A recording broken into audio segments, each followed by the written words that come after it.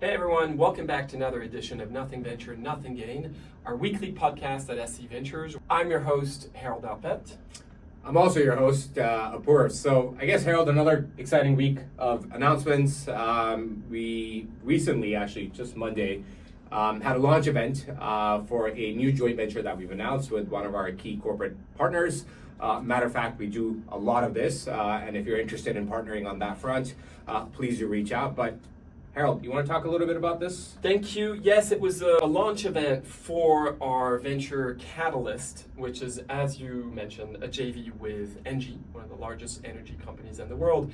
And we've really started with them in this journey about a year ago on how do we create a more efficient and transparent system for corporates who want to finance carbon credits. On the launch event, we had two panels. During these two panels, we had our colleagues from the bank, WRB, Eugenia Co, who explained the opportunities from a wealth and retail perspective of why people care about carbon credits and specifically in this part of the world. But also Yingying, who explained how we currently do sustainability projects from a CIB perspective. So if you want to know more, specifically on Catalyst, just feel free to reach out to us, and you can also go to their website, which is catalystcarbon.com, to find out more, and they're currently onboarding a lot more projects, so feel free to reach out.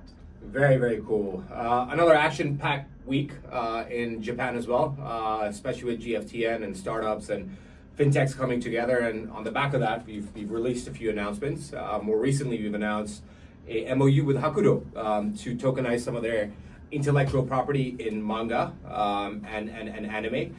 Very interesting space for us, especially as a bank, especially as an alternate asset class, especially in the context of us providing the underlying tokenization, enabling that kind of component. So you want to share a little bit more about Project Ingram and where we are with that? Yeah, I mean, we're currently looking at investing in alternative assets, and this is specifically interesting because we're going to experience in the next probably decade or 2 decades the biggest transfer of wealth from one generation to the other.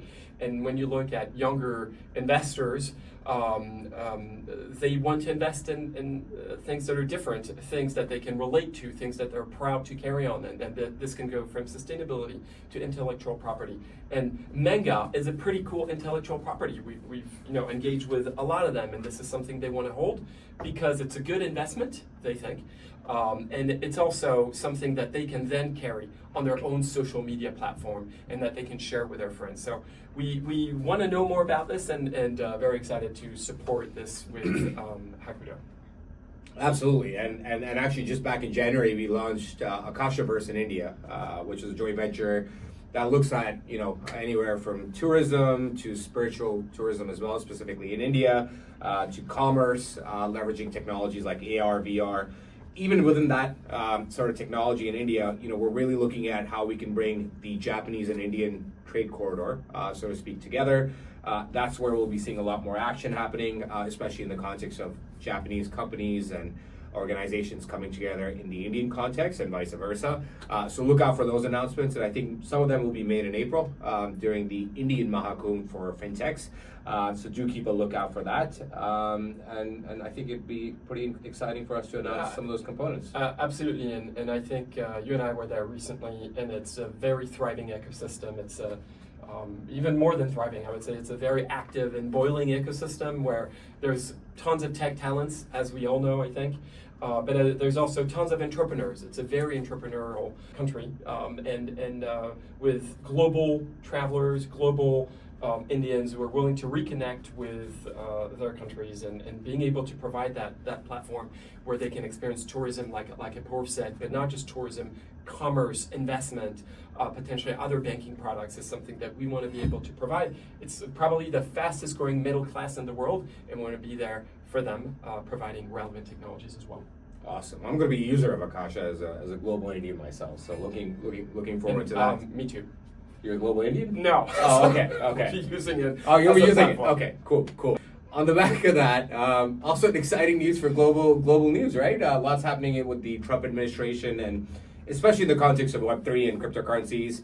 One of our portfolio companies, Ripple, is also part of some speculation there. Current discussions, I wouldn't say Yeah. speculations, but current discussions where there are announcements of a strategic crypto reserve for the U.S. and in it would be, I would say, the biggest cryptocurrencies and stablecoin providers as well.